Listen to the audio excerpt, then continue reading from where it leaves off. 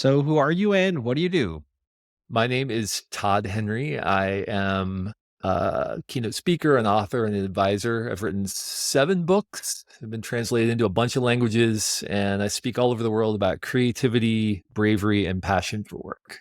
Brand new book, The Brave Habit. I always think that we only connect when there's a book, but it's pretty good because you're proficient. So you we've connected a lot over the years. It's very, like, I'm only writing books to get on your show, Mitch. It's a That's the good only reason I write strategy. books. Yeah, Yeah. yeah. So now I'm going to write about one a year because I just love talking with you. So, Well, based off of our conversation before recording, that might be the new model for business books. I was yeah.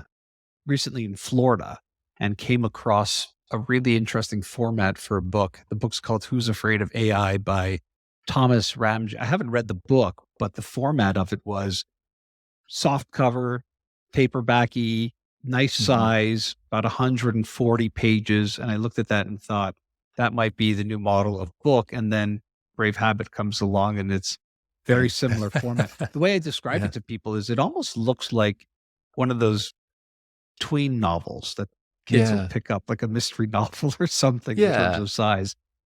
And the Brave Habit is that. And I'm a fan of books like this because I don't think it needs to be a big, thick book for it to be a powerful book. We can think about Right. books like Purple Cow by Seth Godin. We can think about books like The War of Art by Stephen Pressfield. These are books that had massive impact on me that I read, reread all the time.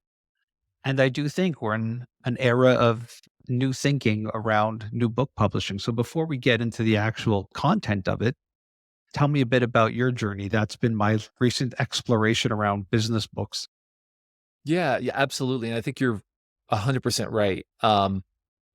The traditional listen, and I love the traditional publishing world. I mean, I still read so many books that are traditionally published, and I think there's a huge value that traditional publishers bring to the publishing process, especially if you're working with great editors, great designers, people who understand the market, and they know how to position your idea. So there's tremendous value there, and I don't mean to discount that at all, nor I'm sure you don't either. No. Um, but what I've discovered over time is that books that are bought don't change lives. Books that are read change lives. And I started asking myself, why am I in this? Am I in this to try to sell a bunch of books, or am I in this to try to create some influence through what I do? And so I started asking, okay, well, how are people consuming things these days? And whether fortunate or unfortunate, the reality is people are consuming shorter form content. There's less tolerance for fluff. There's less tolerance for padding concepts, in order to sort of make something thick enough to sell it for $28. And so as I started considering that, I realized, wow, I've had these ideas floating around for a while where I've done a bunch of research on the topic, but it wasn't really necessarily a 300-page hardcover, but it definitely could be a 150-page paperback book, right? Like this book, The Brave Habit. And it's a concept I've been wanting to write about for a long time. And so I thought, okay, I'm gonna do it. We had a couple of publishing offers, and I said, I think I'm gonna take this one and do it on my own. And that was really the consideration, was wanting to create something that was easily accessible, something people could look at and say, okay, I could sit down and read that in a couple of sittings and get something out of it and go apply it. That was really kind of my whole point of doing it. I think that is confluent with the way that people are consuming content now. And I don't necessarily think that's a bad thing. I hear people talk about, sort of lamenting our disappearing attention spans and all of that. I don't know if it's that as much as it is people are just so bombarded these days with material. They just want something that they can sit down and resonate with and apply that feels very dense but applicable to their life. So that was what I tried to create. I think there's an addition there, which is, and maybe it's a counter for a little bit of this thinking, which is that people are watching 2, 3, 4 hour podcasts now. They're binge Mhm. watching tons of shows. I think the appetite for content has expanded, is what I would Yes. say. And that there are Yeah. people who want the shorter get in, get out, be brief, be brilliant, be gone, especially maybe when it comes to books. But on the other side, I'm not sure if it's an attention span thing or habitual thing. If anything, I see I used to jokingly say that this is a long form podcast. The podcast probably comes in at about an hour. And in this day and age of podcasting, that's almost a quarter of what some of the bigger names are doing. And people who rank at Yeah. the top are doing long shows, serialized shows. So I don't think it's an either or in the content length size. I do believe that for a long time, there was a format to the business book. And Mhm. all of us being the writers or content creators had to fall in line with that. You would see in your contract, the book would have to be 40 to 60,000 words. We knew Mhm. the size. We could all visualize what a book would look like. That's what the book Right. looks like. And people like Seth Godin and Steve Pressfield were experimenting with the formats earlier on. I believe the appetite, because of the way that market changed, has also forced the hand for more and more people to do what you're doing. I also think you're a bit unique, Todd, in that you can take this concept and creatively walk it down the line. Most people who are considering writing a book have maybe only that skill set, if that skill set, to just write it. So there are people now who are Yeah. offering these partnerships of editing and book covers and being able Mhm. to get the book into similar places that a major publisher can. I like this idea that there's new models finally coming to fruition for the genre. That's where I sit on it.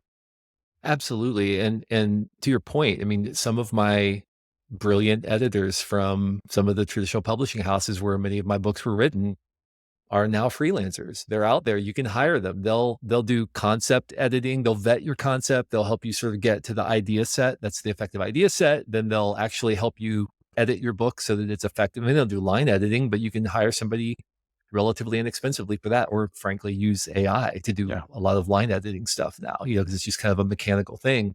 Um, and so there's all this talent out there. And now, you can publish a book and have it print on demand, and it looks just like a traditionally published book. It looks great, and it ships with Amazon Prime, or, traditional book retailers, indie book retailers can go and order copies of your book through the wholesale catalog, and they show up in the store just like any other book. If there's a demand for what you do, the market's going to find it. It's going to be out there. They're going to put it on their shelves. And so it's just an entirely different time for creators now. The economics make sense in a way that they didn't. Because, even 5 years ago, 7 years ago, to self-publish meant I'm going to have to spend $50,000 buying copies of my book in order to ensure that I buy in quantity so that they cost me Yeah, less the to value of produce them. printing and production. Exactly. Yeah. Yes, absolutely. And now, I can print on demand, and it prints and ships the same day from Amazon or from, wherever, Ingram Spark or wherever. It's just crazy the opportunities that we have now. And to the point of like, this whole world of like, I created a workbook for the Brave Habit. There's a paperback workbook. Like, that would have been unthinkable if I was doing like a traditional publishing thing, and it's going to launch at the same time. And maybe it'll sell, maybe it won't, but it kind of doesn't matter because it's print on demand, and we'll see how that goes. But it's just like, you can do all of these creative things now that you couldn't do even 5, 7, 10 years ago. You couldn't do. It's really a remarkable time for content creators. So let's talk a little bit about what might be a dirty word in your community. You teased it out, AI, artificial intelligence. We are very much neck deep in redefining what we mean by creativity. We are redefining what we mean by where does this idea come from? Was it inspired or taken? Right. We are definitely in a place where the idea, not longer than 6 to 12 months ago, that generative AI or a form of it could do something creative was seen as no, that's the one thing the humans will have is the creativity. And I do believe that if anything, these tools have demonstrated that they can do very creative things, things that perhaps I would not have thought of. It may not be the best output always. It's getting there for sure in many forms of it. Can you talk a little bit about this world? You are a creativity expert. You've spent time talking about how to build teams, how to inspire, how to tease out these great ideas from people. And now we are all but a prompt away from creating something. Right. Yeah. So I think that there are a couple of angles on this that are really important. The first is, and you mentioned it, the legality of what we're sort of confronted with now. I just had a great conversation yesterday with someone who's a kind of an expert in this field, and there's a really gray sort of murky line between, like, as you said, inspired by and stolen from. When you type a prompt into Chat GPT, it's been trained on things. It's not just generating out of thin air, something. I mean, it's inspired by or even blatantly taking from other material it's been trained on. Just like humans. Just like humans, yes, but yes, for certain. But there's a difference between I am using my mental impressions to recreate something that inspired me, or I'm using it as an influence in my work, or I am literally taking that thing that I've been trained on and I'm just basically copying it and putting it in another thing. Like there is I think that there is a difference there. And also, by the way, copyright law very clearly applies to someone who, I mean, if I go out and I decide I am going to write a song that has the exact same melody as a Harry Styles song. I mean, Harry Styles can take me to court and say, you stole my melody, right? Whereas with AI, it's like, well, I mean, who really made that? I don't know. Who really owns it? I don't know. It's a really murky, tricky line. So I think those are all the legalities we have to walk through. But all that aside, from a creative perspective, from the perspective of the creative professional, I think this is a very exciting time. I do not subscribe to the doomsaying masses who are saying, "Oh, this is going to steal jobs and it's going to," I think to some extent the jobs that could be stolen by this are probably jobs that, were inevitably going to be automated in some way anyway. But the brilliant opportunity in front of us is the opportunity to be the mix master, the creative mix master, right? The ability to do what a DJ does in a live environment. You have DJs who basically go up and they push a button and play a song, and then they act like they did something. They're sort of like jumping around and saying, "Oh, no, wow." And then you have DJs who are spinning vinyl and they're actually able to pull together something and create a magical moment that requires skill, adeptness, intuition, taste, all of those things. And I kind of feel like that's where AI is headed. I do feel like there's an opportunity for people who understand how to use AI properly as a creative pro, where you're either going to be that job where you're just pushing buttons. And if that's what you're doing, you're going to be replaced. But if you're the DJ who has skill and taste and adeptness, and you're able to weave together these things and use AI not to say, like, generate a 3000 by 3000 pixel image that blah, blah, blah, blah, blah, but instead you're able to say, give me, this is a conversation that I just had yesterday with a brilliant creative pro that we're going to be having on our podcast at some point soon. Give me a 2,500 word essay about this particular artist's work and what made their work so special. Okay, now give me, and you're able to use it in that way, and then use that as inspiration for your own work. That, I think, is where AI is not only going to be helpful, but actually majorly contributive. And that's where how artists are going to use AI, I think, to create really unique things that stand apart. And again, with all the legalities aside, I think that, I think that it's sort of like self-driving cars, right? There are a bunch of hurdles that we're going to have to overcome in order to get to the place where we have self-driving cars. And the biggest hurdles we're going to have to overcome are like human aversion to the concept of not being in control, not having agency. But if we can overcome that hurdle, the hurdle of agency, and instead see these as opportunities, tools, like, so think about self-driving cars. Don't think about what it's going to take from you. Think about what it's going to give you. What if that's going to create more opportunity in my life, more time for me to be able to do the things that I care about, or to have conversations with people and not have to pay attention to the road or whatever it is, right? And I think the same with AI. We have to see this, it's coming. So we have to try to figure out what is the gift in this for us, and how do I get ahead of it and use it in a way that's meaningful. I feel like it's here, it's not coming. And I Yeah. feel it's going to iterate at a scale by which individual creativity is hyper limited by. And it leads me to wonder what it will look like for the purists. Meaning, will it be to a larger degree something that's holding them back versus something that is unleashing a whole new phase of creativity? So if you're hyper creative by trade, this will be rocket fuel for it. And Hmm. if you're not hyper creative, and in fact, somebody who wouldn't even identify as a creative, the basic prompting of it will be more than enough to get you over whatever pedantic finish line you're looking at, which Yeah. ultimately to the end consumer will still be that discerning moment of taste. Is this Right. something that passes the bar? So it's a great landing page that makes me want to buy Todd's new program, even though it was fully AI generated. Or this is a piece of quote unquote art that I never would have been able to create without access to this other brain that is doing work at a level of which I can't do. Because I think about the IP and copyright, and I just think about music and mashups and sampling and inspiration. And a lot of the lawsuits that happen are very complex because you're essentially arguing over 7 notes that are played Right. in a variance of ways. And you're asking the quote unquote original artist to not allow any influence into that, which would be completely absurd.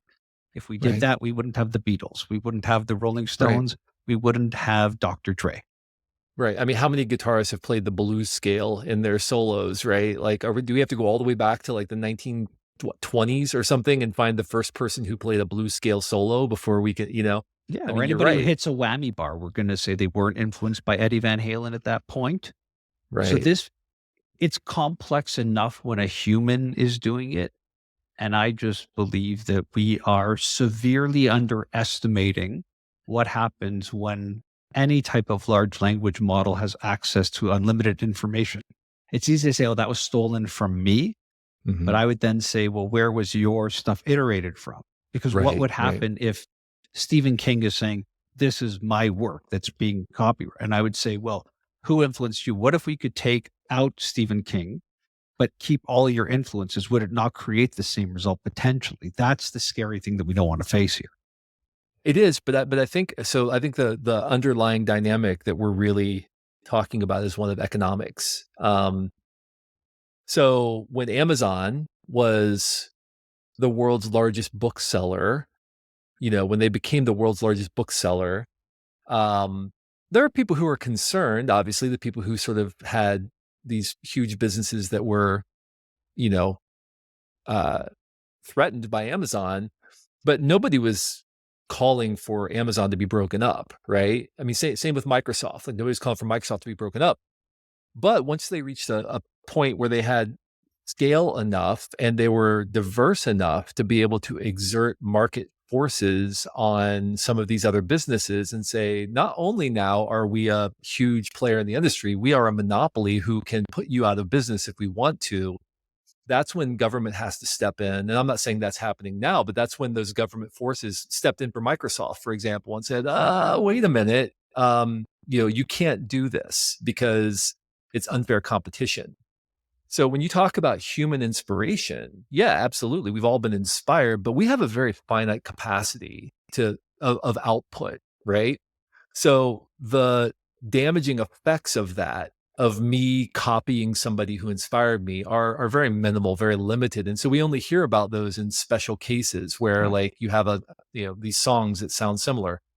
Um, I mean, I guarantee you that there are a bunch more songs that sound like a Marvin Gaye song out there that Marvin Gaye's family has no idea exist, right? Right. Because they never reach scale or whatever.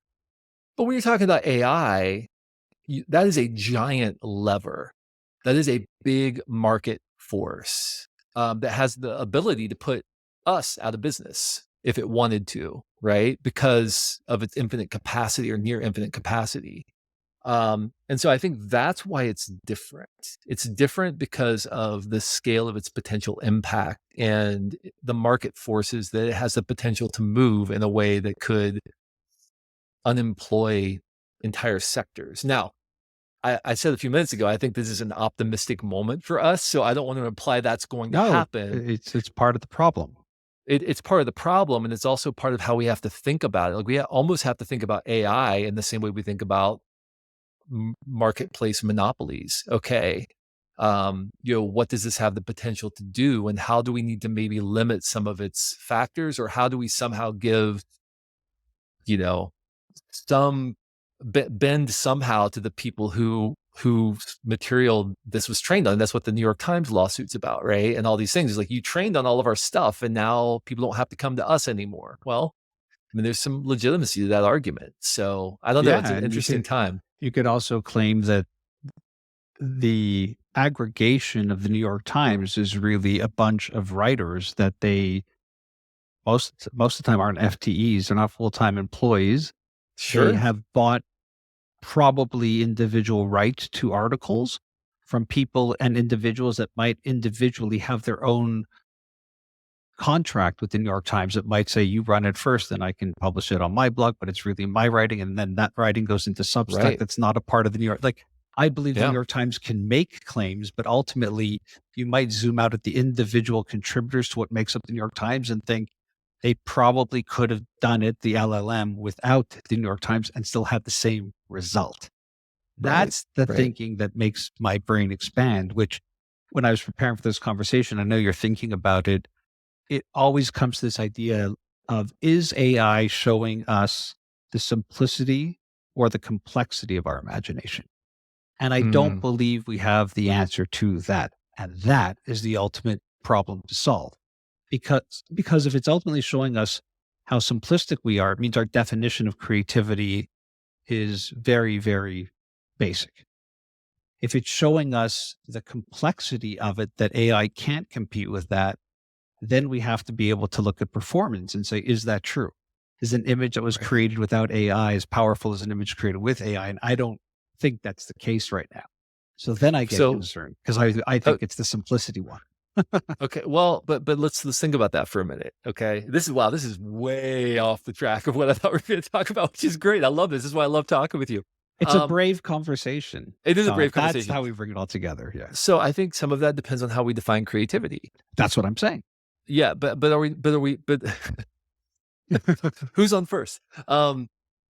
That's I so is something creative because it's appropriate, or is something creative because it resonates deeply with us in a way that is primal? And are we trained to resonate deeply with that output because it's part of our biology and our evolution, or is it something that's just true about the universe?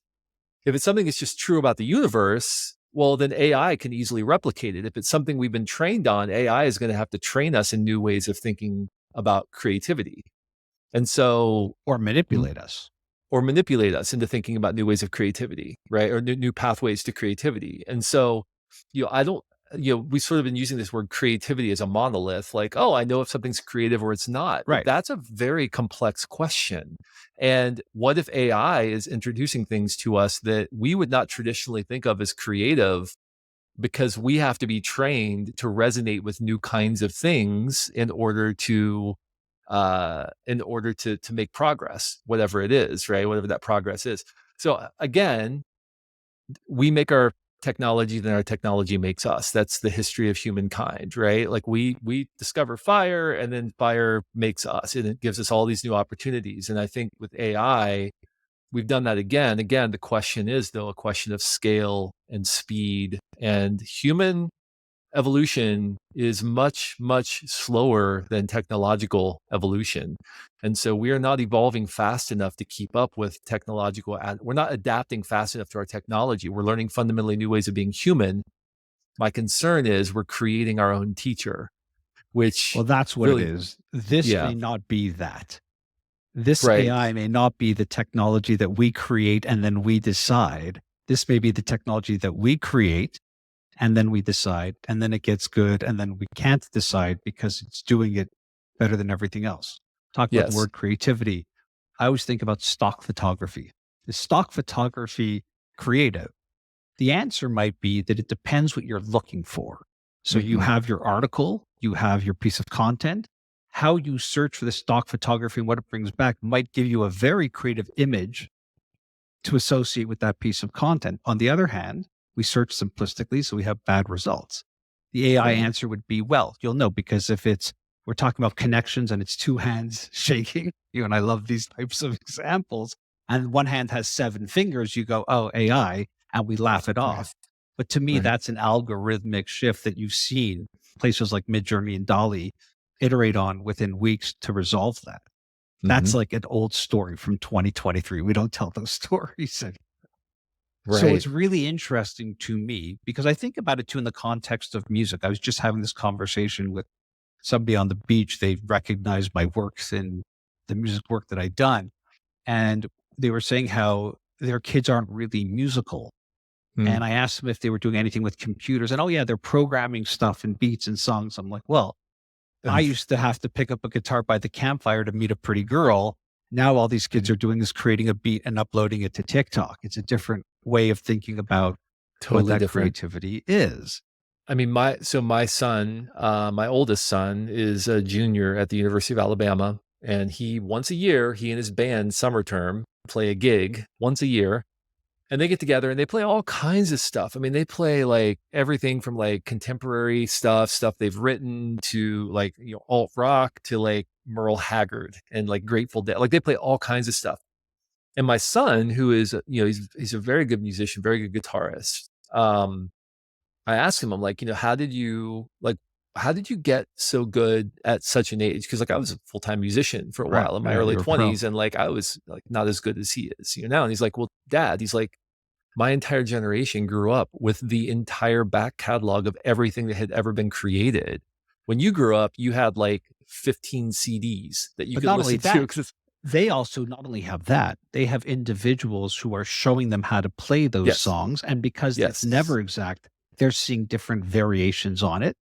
They're seeing yes. also musicians from other parts of the world inject their culture and instruments into it, which is giving Hmm. them more creative outputs. This is where I'm getting to with Right. the whole AI thing. The inputs are so Yeah. much greater that you would think, well, we could never have music like we had in this era or that era.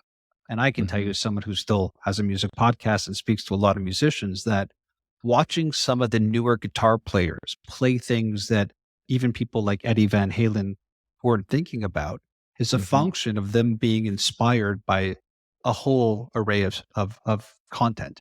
So one of the things I've Absolutely. been noticing, in particular with guitar players, which is interesting, is they have adopted a lot of bass techniques for the guitar. You'll see them playing Hmm. with three fingers on a Hmm. string, and it's sounding way more intense than anything a pick could resemble. Or they're using the slap and pop and muting that you would play on a bass on guitar, Yeah. and suddenly the guitar sounds like an electronic instrument. It doesn't even Hmm. sound like a guitar by its speed and frequency and how it's being played.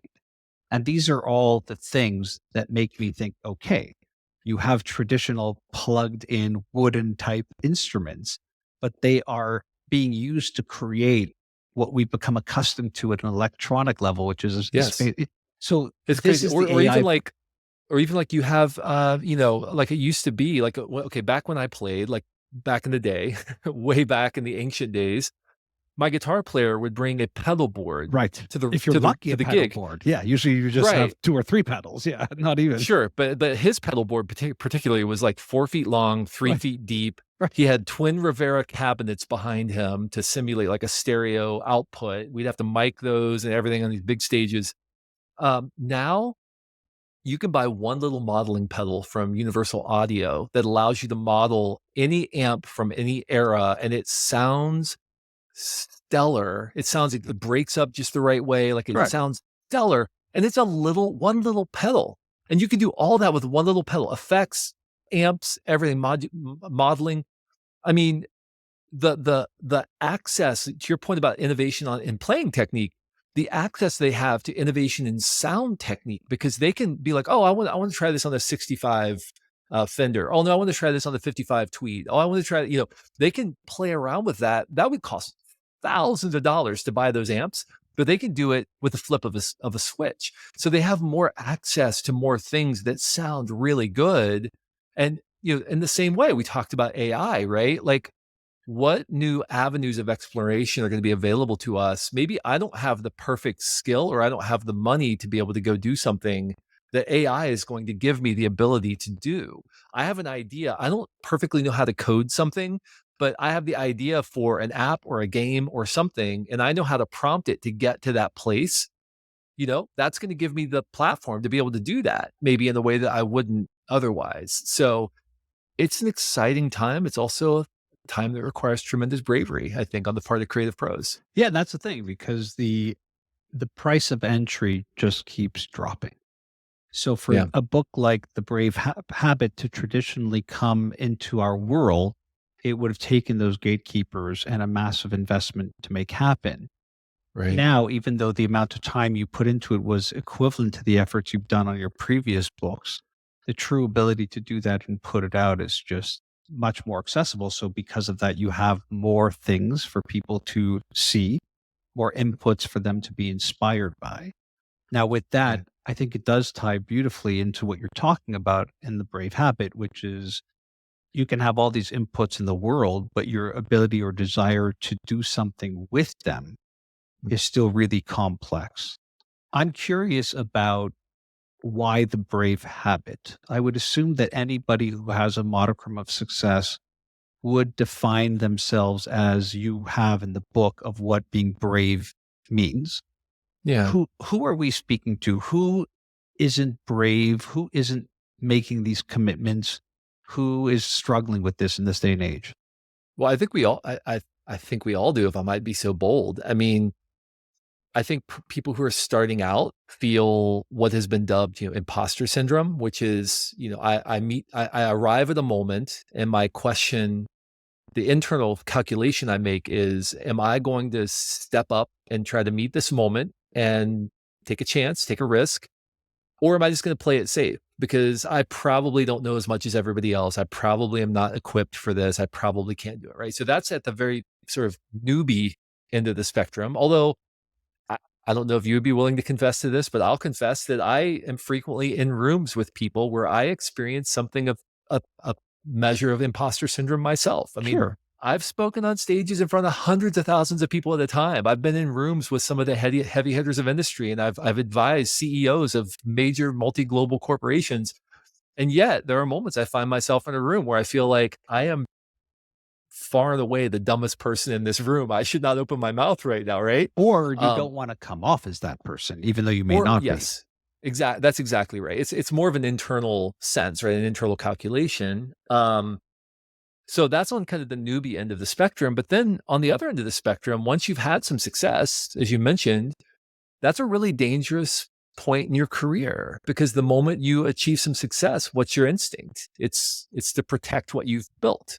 And so what happens? Well, you circle the wagons. You stop doing the thing that got you to that place. You try to fight a war of attrition instead of fighting a war of progression. And so I think we all have those moments in our life where we have to ask the question, am I going to be brave or am I going to be a coward?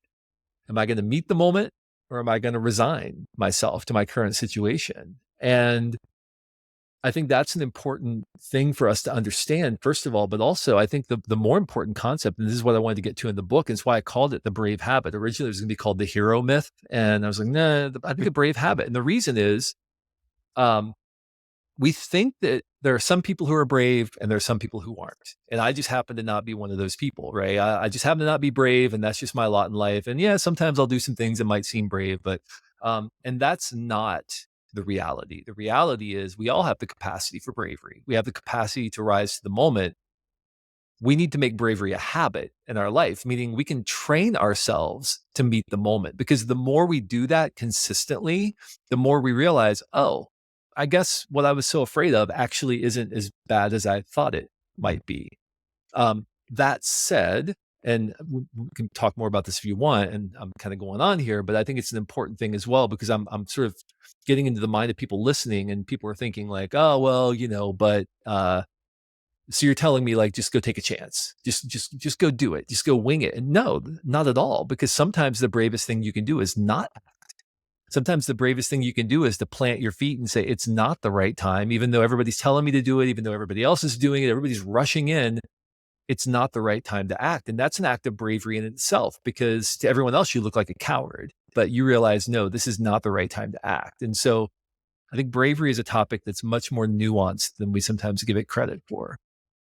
Do we conflate it too much, though? I'm thinking about the paradox I experienced when reading the book. One side was I was thinking about people like Rick Rubin, who Mhm. I respect, music producer. He speaks really eloquently and wrote a great book on creativity and how it works. He extrapolates that a song is more like a journal entry. If it's honest and real and coming from you in the moment, that's the most you can do. If that Mhm. journal entry resonates with an audience, that's up to the audience. There's of no concern. We're not thinking about the audience when we're creating that type of art. On the other side, it's a bit impractical because we are thinking, especially in the business side, what does the world reward? So, in Yeah. your example of doing it and then getting stuck in the process of doing it, there is a fairness to that statement because I've sat in rooms with countless musicians in the music industry who would write a song or record an album and genuinely ask themselves, does this sound like enter band named Foo Fighters record? Meaning, Mhm. is this the type of thing a Foo Fighter fan would want? We could make the argument that there's something that happens between certain ages in your timeline that make you overly creative than when you get older, that it's not as attached to culture. Some people would argue Leonard Cohen, Bob Dylan were writing some of their greatest pieces in their 70s and 80s.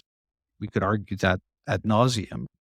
But I'm curious about how you work through that in a world where you have to balance what does the world reward versus it's easy to pander it off as, well, it's just my art. And that keeps you safe. That might keep you being more on the Right. cowardice side than the bravery side. Yes.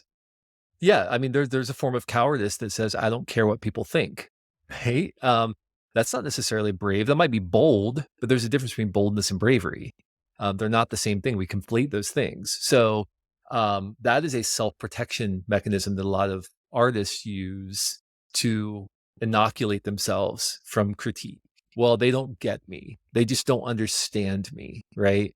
Um, you have to earn the right to say they don't understand me, which means somebody has to understand you. Like there has to be, to some extent, there has to be somebody who gets, because otherwise, what's the point of making art? You know, you just have a hobby. Well, it's a If you, communication process, is what you're saying. You yes, put it it out and there's a is. communication back, and that if there's no Hmm. communication back, the answer can't be they're all stupid and they don't understand me. This is why stand-up comedy is the toughest of all arts. You're in a room with Sure. people who know nothing about writing comedy, but everything you do is based off of the fact of if they laughed in that second or not.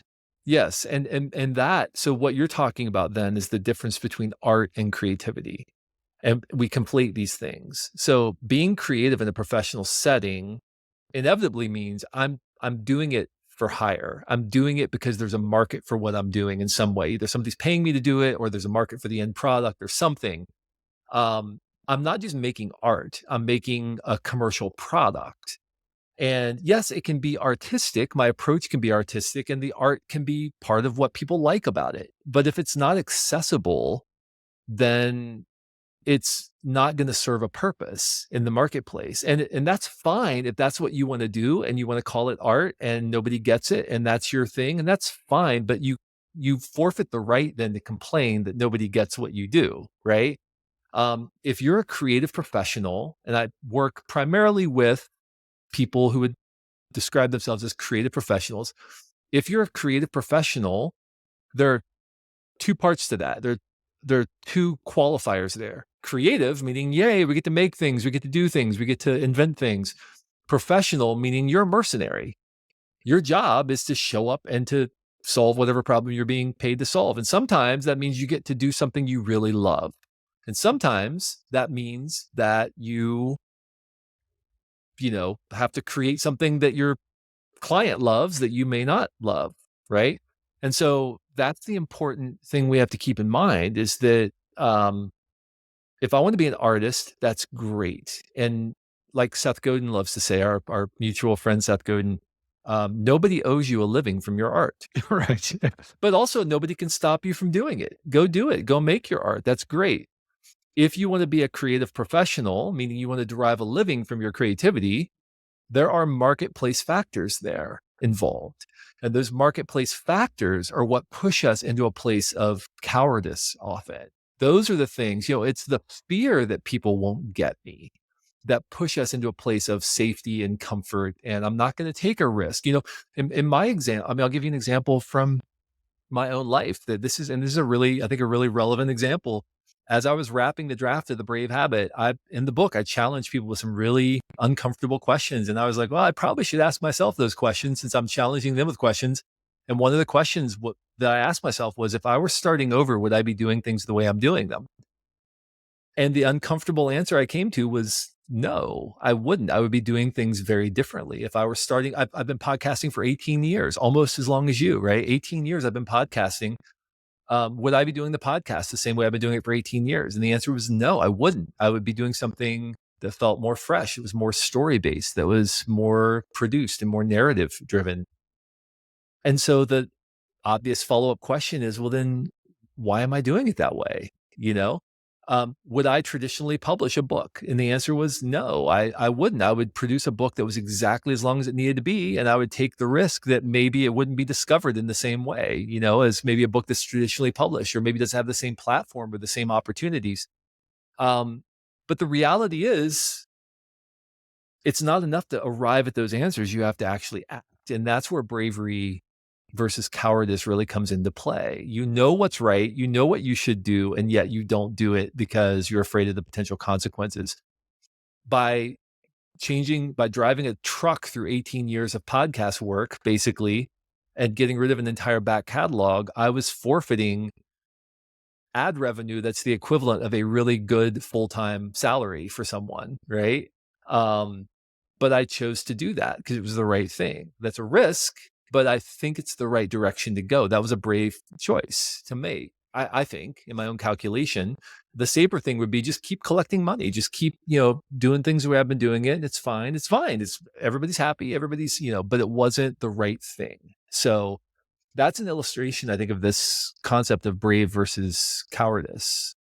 Let's transpose that to the actual workplace, because you Yeah. and I would both agree that people are creative in a myriad of ways in their jobs, and it requires a high level of creativity to be really successful, whether it's an executive or middle management or even entry level. You have to have that level of success. Yeah. How do you think about the business world today and the rewarding of bravery? Yeah. So I think it's interesting because I think we say one thing and we actually reward another.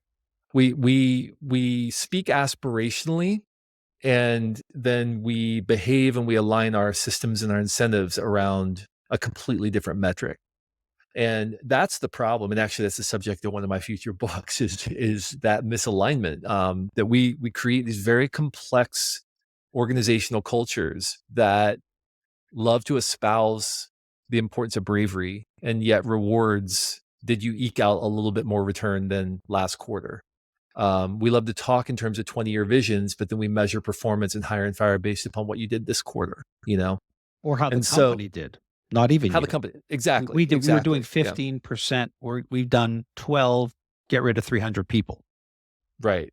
Right. So to go back to my example, like, I might be fired for making this decision if I were working inside of a company, if it were not my own business, because they'd say, well, you just forfeited X amount of revenue on a decision. And yeah, you say that it's going to work out in the long run, but how do we know that? Right. We'd rather have the predictable revenue. And so inside of an organization, leaders who do brave things are often misunderstood. They spend a lot of capital, and let's not even talk about like revenue. Let's just talk about having a difficult conversation with your own manager. Hey, the way we're approaching this is absolutely killing my team. You're asking them to do way too much with the resources they have. We have to prune back on the number of initiatives we have. That's a brave conversation to have with your manager. It's much easier to say, okay, great. I'll go squeeze the team, try to get more out of them. I'll placate the team while secretly complaining about them to my own manager, right?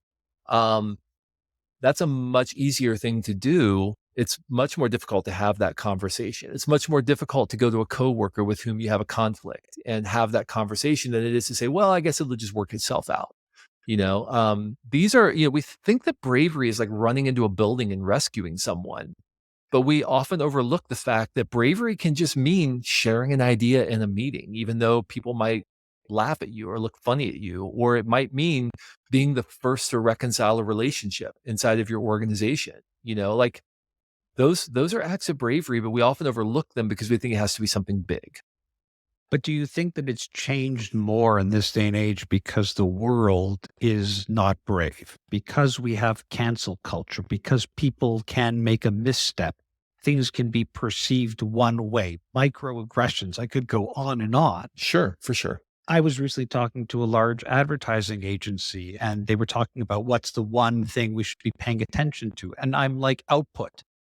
Hmm. Because if you ask me what was the number one spot of last year or the year before, or that ran on this Super Bowl or that Super Bowl, I'm probably going to tell you 1984, which is an ad that ran way back when for Apple.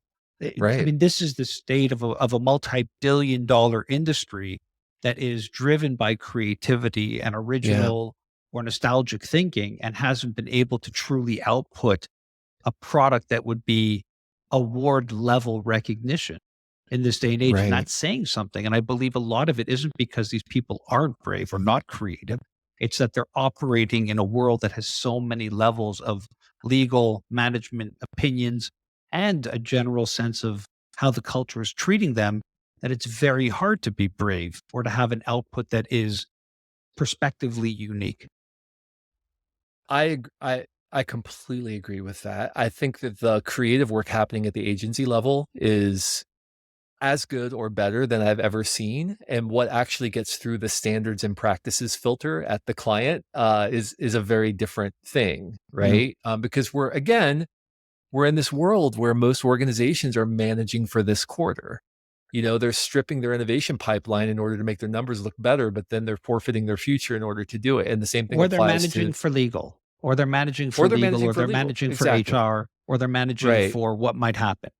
Was it But these are brave to these are mac. send I was gonna say, was it brave to send a can of beer to transgender individual? And look how the Yeah. marketplace reacted. And the marketplace Right. was brutal, not on one side. The marketplace was brutal Right. across the board on Right. that. There's something Yeah. really dynamic in that now. Well, and again, it's back to the issue of scale, because had they done that 10 years ago, nobody would have heard about it, right? It, They mi- don't it might have care, been like a yeah. little thing. Nobody would have cared.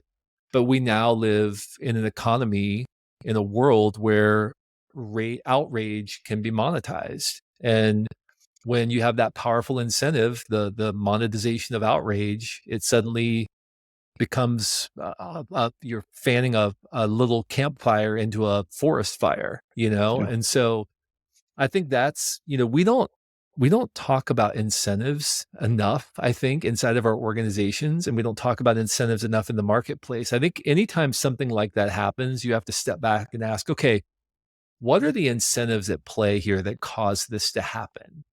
And I think smart people can read between the lines and say, okay, there are a lot of people making a lot of money by turning this into a controversy. And honestly, they're throwing spaghetti against the wall, and maybe two or three of them actually become these big controversies. But by doing that, they can monetize that for the next 6 months or whatever. And who cares that, who knows how many jobs were lost by the company that they were targeting, or who cares how many people might have been impacted by the messaging or whatever it was. And again, back to the concept of bravery, being a keyboard warrior is not brave. Typing off a witty retort on Twitter or X or whatever, it's not brave. Um, Bravery requires empathy. So when you talk about cancel culture, I've seen a lot of people canceled for saying really bold things that are hurtful to other people, or that are declarative in nature, that are um, that could be taken as a personal insult or an affront to like a people group or to whatever. I've seen a lot of that. I've very rarely seen somebody come with a nuanced statement, a nuanced conversation be canceled. Somebody saying, what we have to remember is there are people impacted by this. And at the same time, we also have to take a measured approach to, because those aren't the things that are rewarded, but they're also not the things that are canceled, right? Generally speaking. But that's actually the more brave approach. The more brave approach is, hey, I understand that I don't have the complete picture here. And yet, here's my perspective. Here's what I think is right. Now you share with me what you think is right. Oh, that's interesting. I hadn't considered that before, right? The most brave thing you can do is open yourself up to the possibility that you might be wrong. And we live in a culture where being wrong is sin number one. Flip flopping, changing your mind is sin number one. So I think when we talk about cultural conversation, that's the biggest thing. Is like, we have to remember, bravery requires empathy. But if we bring it to that place where you're adding that additional perspective, do you worry that it heads to the path of it being very homogenous? The reason I ask this is when you and I would talk about creativity, we would often talk in the early days, talking about when you were doing things like Die Empty and Louder Than Words and that sort of stuff, that a lot of what works is what is pushed to an edge. It's taking the Sure. concept and moving. So if it's funny, we have to make it either gut busting funny or shocking funny or super scary. And if you look at what has worked creatively within those, you see that. When you, if you take that and place it on society today, it is most definitely stuff that would have never made it to production or stuff that might have been essentially canceled. There's certain Right. comedy greats that we can't listen to, not because of date rape, drugs, and real accusations, but because the time and place of those jokes, it was okay to do that and definitely not okay to do it now. Right. So how do you reconcile that? That's the thread I'm trying to get through that needle hole, which is this idea of the balance might create homogeneity and the balance might be what was holding the stuff back in the early days. And Hmm. what happened to that edge? And what happened to our ability as a culture to accept that too? Which is these are the interesting things that I think about when it comes to bravery. Because being brave Yeah. can be a direct path to that cancel culture.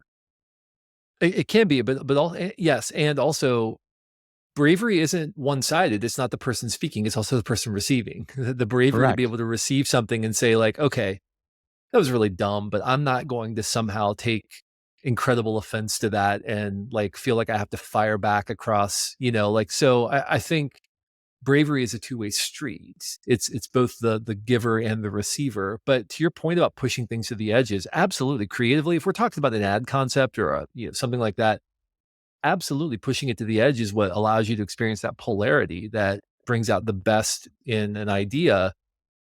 But it comes back to outcomes and incentives again. What are we trying to achieve and what are the incentives for achieving it? And I think in cultural conversations, what are we really trying to achieve? Most people, and I don't say this just as like speculation, like if you look at polling and you really look at what people believe, most people live in that like middle 60% of like, I'm a little bit on this side of an issue or a little bit on that side of an issue, but I can definitely see some common ground with people who think otherwise, right? But what's the incentive to amplify that voice? There's no Wow. monetization of like, oh, we're each a little bit right. No, of course not. The incentive is to push everything to the edges. Well, what does that do? It only amplifies people who are fringe people. It only amplifies that we're so far apart that we could never possibly reconcile, right? That's not reality. And then what happens? Well, then our politicians and our, all the public Amplified, yeah. voices, they amplify, they move to the fringe because that's where the money is. That's where the incentive is. It's in aggregating those people. And so the general feeling in culture is we're so far apart when actually most of the people are in the middle. If we only had brave voices in the middle willing to step up and say, I don't care what the incentives are, we're going to bring us together. And same thing in an organization, right? Nobody ever calls you smart for agreeing with something. They call you smart when you disagree. They call you smart when you take the contrarian position. Well, but if you really think about it, maybe we should do the opposite of what you're suggesting, right? Like that's what makes people look smart. Nobody looks smart when they just say like, "Oh, that's a good point, Mitch. Yeah, we definitely should do that." Um, And so the incentives in the organization for attention and for promotion and all that stuff sort of rally around the people who have the most polarizing points of view, right? Because they've got a vision. They're, doesn't make them brave, it makes them bold, which is a different thing. The bravest thing is, how do we find a middle ground where we can bring all of our perspectives together, maybe create something stronger and more resilient on the other side? That is ultimately bravery. But again, incentives and outcomes, I think, are the two things we have to consider there. So that's an interesting perspective that I don't know if I had thought about, which is what if we weren't looking at the creator, but the receiver? Because that creates a really interesting conversation where maybe you're right.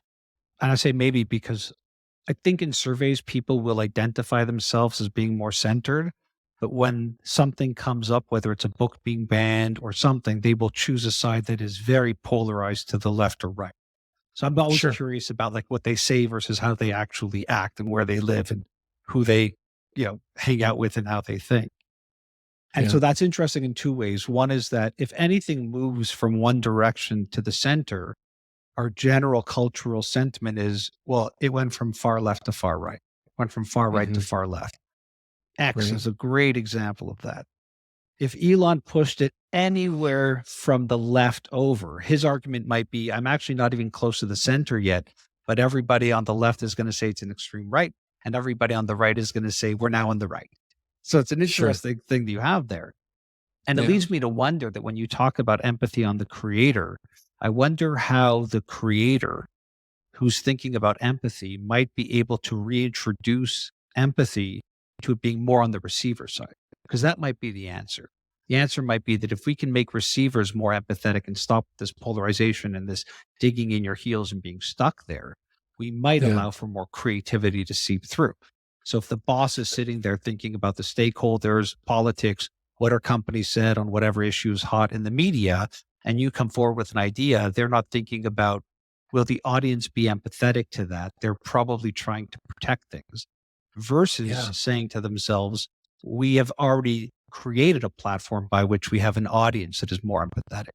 So maybe we can Yeah. bring in these messages. It's a very interesting Absolutely. thought. Yeah. It is, but I think I think the biggest problem is we tend to live in a world where we like to make everything an abstraction, and we like to think of hypotheticals and anecdotes rather than meaningful specifics. So if you ask people, like you said, oh well, everybody likes to identify as being in the center, but then when you give them a specific, they polarize. Well, I I don't know that that's true, because if you like, I'll just use an example. Like in the US, uh, you know, 10, 12, 15 years ago, if you would ask people, what do you think about the issue of, let's say, gay marriage in the US, right? As a political example, um, people probably would have gone to their hyper partisan positions. Like, I'm for Right. it, Right. I'm against it, right? But if you ask them, what if your son or daughter were gay and they said they wanted to get married? How would you feel about that? Well, that hypothetical response suddenly becomes very meaningful and specific, and their responses change significantly when now I'm talking about my son or my daughter, right? Who's going through what could be a very difficult time, and culturally, if that's something that culture isn't legal in culture or whatever. Um, and so where I'm going with that is this: what building relationships, brave relationships does for us, having conversations with people, empathetic conversations with people who disagree with us, what it does is it allows us to go from abstractions to meaningful specifics. So maybe it's not my son or daughter, but maybe I have a relationship with someone who has a son or daughter who's going through something, whatever that happens to be. Now, when I would previously just think about it from an abstract point of view and go to my poll, instead, now I'm drawn back to the center because I have a meaningful specific. And that's why, like, politically, I mean, I know we're talking about business here, but politically, that's why we're becoming It's all polarized, is because connected now. Yeah. it does all, politics are driving everything. These big world events are driving the economy. Economic indicators mean nothing because it's all being driven by these big global Right. economic political issues. But if I have a meaningful relationship with someone who disagrees with me on an issue, and I have that brave, empathetic, meaningful relationship, I am far less likely to retreat to my pole The problem is more and more we're living around people who tend to resonate with our point of view, or we're only hanging out with or having conversation with people who think the way that we do. And so it's easier to abstract and to think of other people as the enemy. But when we exhibit bravery, we're willing to enter into empathetic conversations and understand, not we don't have to agree with, just understand somebody else's situation and point of view. And by the way, this is politically a left and a right thing. Like I hear people on the right decrying, the left, and I hear people on the left decrying the right and saying, oh, when we enter into and understand what's driving those positions, those points of view, it completely changes the calculus. And we realize we actually have a lot in common. And the same thing happens in organizations as well. One of the things I appreciate in the Brave Habit is how you actually define what bravery is, which is doing the right thing even in the face of fear or personal loss. One of the things I like more about the book is you did something that I typically would call people out on, which is what is the opposite of bravery, which would Mm, normally be a panic moment for an author, but you talked about it. We've talked about it, this idea of cowardice. And I think mhm, that's brilliant, works well. And it led me to what I think was my favorite quote in the book from you, which was, if you feel cowardice, you slowly murder your own soul. There's mhm. something gut wrenchingly true about that. The challenge with it, and I'm curious about your thinking, is often you don't feel like you are being a cowardice. You feel like you're being brave, but you're in an Right. environment that is rewarding the cowardice. And we Yes. saw things through the evolution of the pandemic and where the world went and how people are choosing work and more options in terms of hybrid and remote, but it's not always the case and true. And I'm wondering how you would respond to somebody who feels like they are being brave, but they are in a cowardice situation. Yeah. Well, I think that, it's a hyper personal thing. Bravery is a hyper personal thing. So your choice to be brave to me may seem like nothing. And my choice to be brave may seem like nothing to you.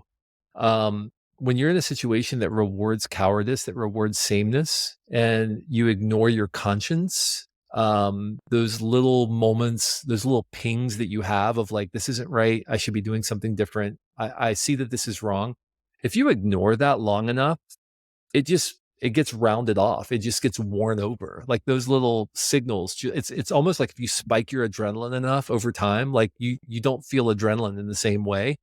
And it's the same thing with your conscience. When your conscience is pinging you saying, "Hey, you should say something about this. Hey, that's not right. Hey, this isn't the right thing to do. Hey, it's not the right." I mean, like think about I think I used the example of Enron in the book. Like, think about how many people had to sort of ignore how many signals in order for something like that or Bernie Madoff, right? Like, how many Or people had to Volkswagen, ignore or Volkswagen Volkswagen? Yeah, Porsche with the exactly. Like, think about how many signals have to be ignored over time, and everybody probably had a very good reason for doing it, right? Or somebody else will take care of it, or well, it's not really my place to say. Like, these are the kinds of things that may seem like wisdom, but they're actually cowardice. And that's the thing. Cowardice often comes disguised as wisdom. Well, wouldn't it be better if, or wouldn't it be, more appropriate if someone else, or, those are the kinds of things that our mind tells us. Now, I want to be really clear, and I write about this extensively in the book. Like bravery doesn't just mean doing some big bold thing and blurting out it's not something. That's not crazy. necessarily Yeah. right. It's not. And there are plenty of books that'll tell you to do that. Just go take the leap, just go take a risk, go do a thing.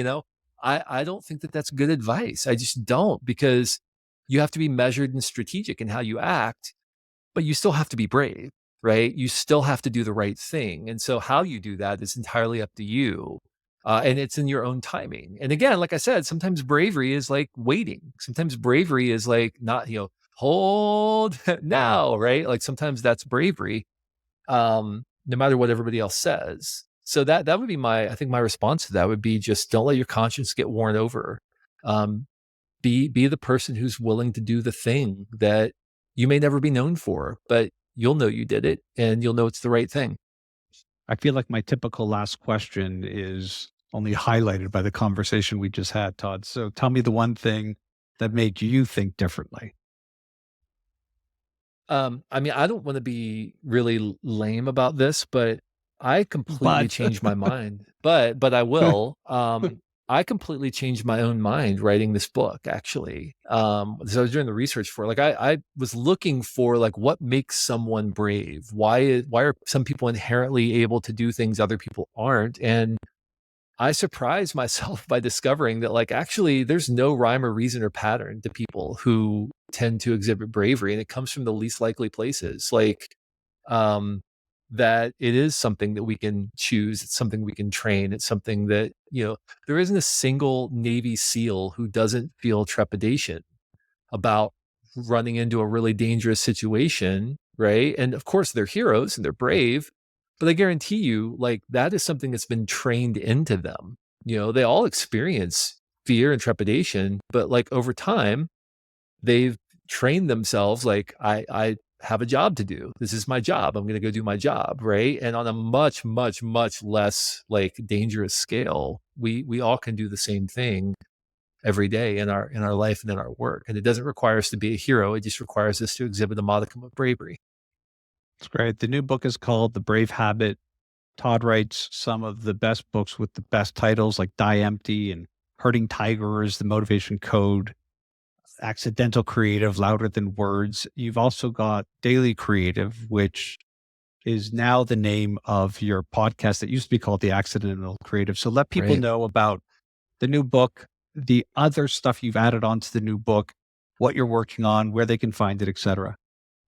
Yeah. So like I said earlier, we drove a truck through 18 years of podcast work. After 20 million downloads ish and 18 years of work, basically we started over with episode 1. And so you can find Daily Creative wherever you listen to podcasts, Daily Creative with Todd Henry. We're on episode, as for recording this, episode 2, episode 3 is about to come out. And we also created a little app, dailycreative.app, that you can, if you want to interact with some additional material there. If you want to find my work, you can find it at toddhenry.com. That's where all my books are. You can get them wherever books are sold. And you can also access the podcasts and my speaking and all the other stuff I do there as well. Awesome. Todd, thanks so much for your time. Mitch, one of the things I look forward to about writing books is getting to have a conversation with you. So I appreciate the continued invitation to be on the show. It really means a lot. And I just think the world of you and all the work that you do. So thank you. Well, next time we'll do it just because we don't need a book to do it.